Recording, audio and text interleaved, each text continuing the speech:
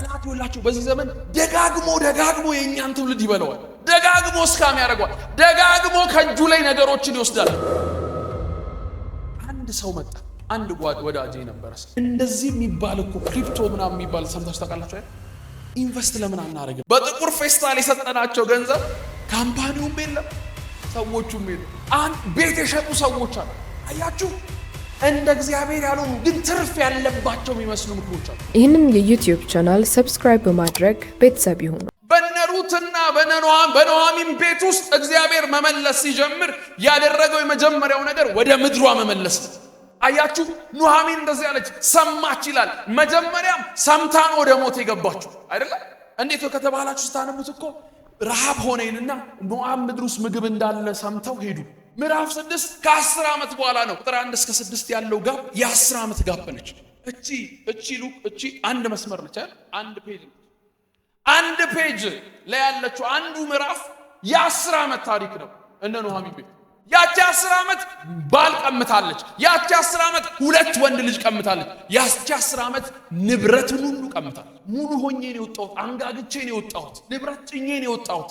እግዚአብሔር በዚያ 10ኛው ዓመት ውስጥ ደግሞ ምርኳን ሊመልስላት ሲመጣ ቁጥር 6 ላይ ይላል እግዚአብሔር ማንን እንደጎበኘ፣ ቤተልን እንደጎበኘ፣ ይሁዳን እንደጎበኘ ሰማች። ምርኳችሁን የሚመልሰላችሁ እግዚአብሔር በእግዚአብሔር ቃል በሆነ መስማት ውስጥ ነው። የእግዚአብሔር ቃልን የያዙ ወይም ደግሞ እግዚአብሔር እንደ መልአክ የሆኑ ሰዎችን ሲሰጣችሁ ዛሬ እንደዚህ ጸልይላችኋል። መልካም መንገድ የሚመሯችሁ ወደ መልካም ጎዳና የሚወስዷችሁ ሰዎች ይስጣችሁ። ይወላችሁ በጣም አስተውሉ።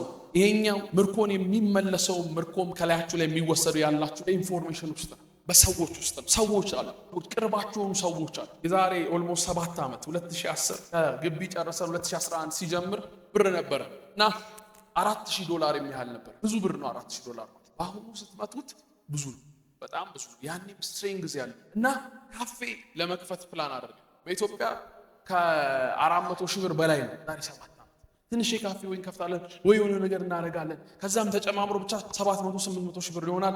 የሆነ ነገር እንሰራለን ብለን ፕላን አደረገ። ከዛ አንድ ሰው መጣ። አንድ ወዳጄ ነበረ ሰው መጣና እንደዚህ የሚባል እኮ ክሪፕቶ ምናምን የሚባል ሰምታችሁ ታውቃላችሁ አይደል? ኢንቨስት ለምን አናደርግም? አሁንም እስካም የምትደረጉ ሰዎች ይሄኛው ልንገራችሁ።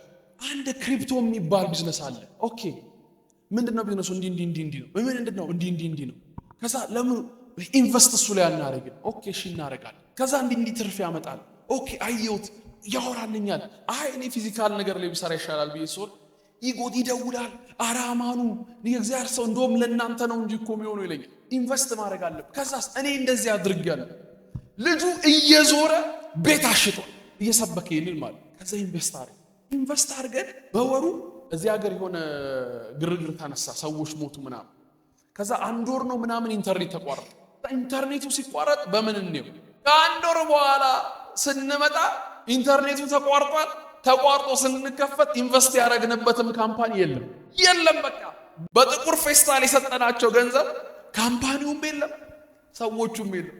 ከዛ ያ ወዳጄ ጋር ስደውልለት እያለቀሰ ነው። ወይኔ የት ልደበቅ ይለኛል። ለምን እሱ እኛ የሆነ ያህል ብር ነው። አንድ ቤት የሸጡ ሰዎች አሉ። አያችሁ እንደ እግዚአብሔር ያልሆኑ ግን ትርፍ ያለባቸው የሚመስሉ ምክሮች አሉ። አሁን እነ ኑኃሚን እኮ ከይሁዳ ምድር ረሃብ ነው፣ እዚህ ልጆቻችንን ከምናስርብ ሞዓብ እኮ ቅርብ መንገድ ነው፣ ወክ አድርገን ብንሄድ እዛ እኮ ተንደላቀን እንኖራለን፣ ከዚህ ረሃብ እዛ ያለው ጥጋብ ይሻላል ብሎ ጠላት ይወላችሁ በዚህ ዘመን ደጋግሞ የኛን ትውልድ ይበለዋል። ደጋግሞ ስካም ያደርገዋል። ደጋግሞ ከእጁ ላይ ነገሮችን ይወስዳል። ሰላሙን ይወስዳል፣ ገንዘቡን ይወስዳል፣ ጤንነቱን ይወስዳል። ምን በማድረግ ካላችሁ መልካም የሚመስሉ ሰዎችን በማምጣት እነዛ ሰዎች ያወሩላችኋል። ልክ ግን የሚነጥቃችሁ ነገር ነው የሚያወሯችሁ። ያያችሁን ያላችሁ እዚህም ያላችሁ እባካችሁ ነገራችሁን ኢንቨስት የምታደርጉትን ነገር ገንዘብ ቢሆን ሪሌሽንሺፕ ቢሆን ጤንነት ቢሆን መጀመሪያ ቁጭ በል ወደ ኋላ ተመለሱና አእምሯችሁን አስቡበት። መንፈሳዊ አባት ካላችሁ ወደ መንፈሳዊ አባታችሁ ሂዱ፣ ወደ ጸሎት ሂዱ። ለምን ብዙ ሰው ቤቱ ተበዝብዟል። በምን አይነት ወሬ? በክፉ ወሬ። ባለፈውም እንጸልይላችሁ የነበሩን ፋሚሊ ቤት ለምን ሸጣችሁ ብንላቸው የሆኑ ሰዎች ነግረዋቸው፣ የሆኑ ሰዎች አቅርበዋቸው እንዲኮነ ይመጣል ብሏቸው ዛሬ ያን ነገር ነግራቸዋለሁ። እግዚአብሔር መልካም ድምጽ የያዙ ሰዎችን ያገናኛቸው። ከትርፋችሁ ጋር የሚያገናኛችሁ፣ ከበጎነት ጋር የሚያገናኛችሁ።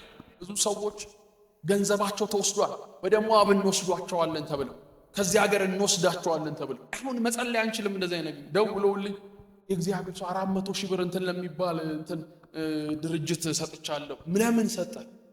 አይ ኢሮፕ ይወስዳል ተብሎ። አሁን ይሄንን ምን ብለን ነው የምንጸልየው? ይመልሱ ተብሎ አይጸልይ። ለምን ቢባል አስበን የሰጣቸው። ወዳጆች ኑሃሚን ሰማች፣ ወደ እግዚአብሔር ቤት ለመመለስ፣ ወደ ይሁዳ ለመመለስ፣ ትታ ወደ ወጣቸው ለመመለስ ሰማች።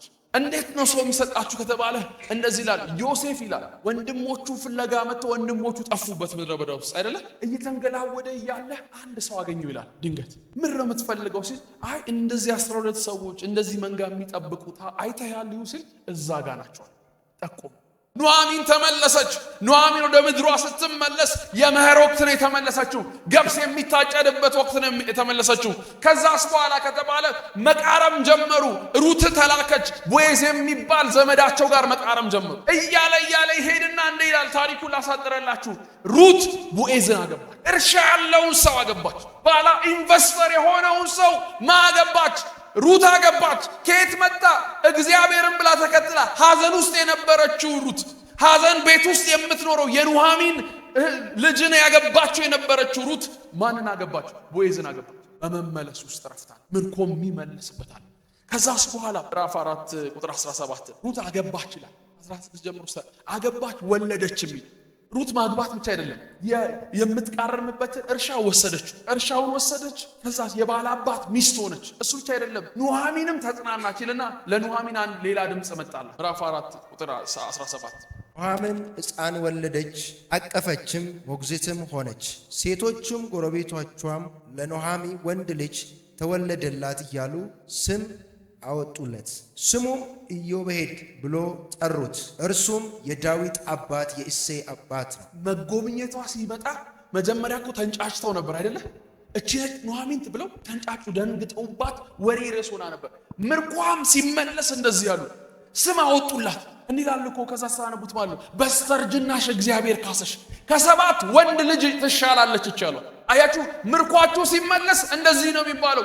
ያያችሁ ሁሉ ምን አይነት የተባረከ ሰው ነው የሚላት።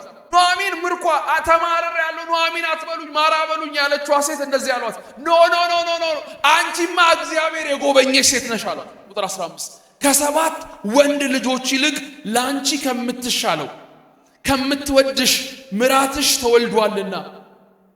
አያችሁ፣ ከ7 ወንድ ይልቅ የምትሻል ሴት አለሽ በቃ አንቺም አሏት። ምን አይነት ልዩ ሴት ነው ደግሞ ይዘሽ የመጣሽው የተባለች ሆኗል። አይገርም? እኔ ይላችሁ ከእግዚአብሔር የሆኑ ሰዎች እንዲያገኛችሁ ዛሬ ጸልያለሁ። በረከታችሁ የቱ ጋር እንዳለ የሚጠቁማችሁ፣ ትርፋችሁ የቱ ጋር እንዳለ የሚጠቁማችሁ፣ ሰላማችሁ የቱ ጋር እንዳለ የሚጠቁማችሁ የሆኑ ሰዎች ወደ እናንተ እንዲመጡ ጸልያለሁ። ይህንን የዩቲዩብ ቻናል ሰብስክራይብ በማድረግ ቤተሰብ ይሁኑ። ታላቅ የምስራች! በተለያዩ የዓለማችን ክፍሎች ለምትገኙ ሁሉ በአሜሪካ፣ በኢሮፕ እንዲሁም በተለያዩ የአፍሪካ ሀገሮች ለምትገኙ ቅዱሳን ሁሉ ቀኖቹ ክፉዎች ናቸውና ዘመኑን ዋጁ እንደሚል ዘመንን የመዋጀትና የተበሉ ዓመታትን የማስመለስ ልዩ የአንድ ለአንድ የዙም የጸሎት ፕሮግራም እግዚአብሔር ነቢይ አማኑኤል ዳባ ጋር ስለ ኑሮ፣ ስለ ቤቶ ምሪትን የሚቀበሉበትና የሚመጣውን ዘመን የሚዋጁበት እንዲሁም ኃይልን የሚቀበሉበት ልዩ ፕሮግራም። የሚደናንቁ ብዙ ምስክርነቶችን በሰዎች ሕይወት ጌታ እያደረገ እንዳለ ሰማ ነበርና ጌታዬም በሱ አመሰግናለሁ። በዚህ ቤት ውስጥ እግዚአብሔር አዲስን ነገር ይጀምራል። አሜን። አሁን ምልክት ማየት ጀመርኩ። ጌታ ይባረክ። አሜን። ምልክት 3 ጊዜ ስሜን ጠራ። ልጄ አይናገርም ነበር። 3 ጊዜ ስሜን ጠራ። ሃሌሉያ! ክብር ለኢየሱስ። ሃሌሉያ! ይህ ፕሮግራም ከቀረጻ ውጪ የሚከናወን ይሆናል። ስለዚህ በዚህ ዋትስአፕ ቁጥር በመደወል ይመዝገቡ።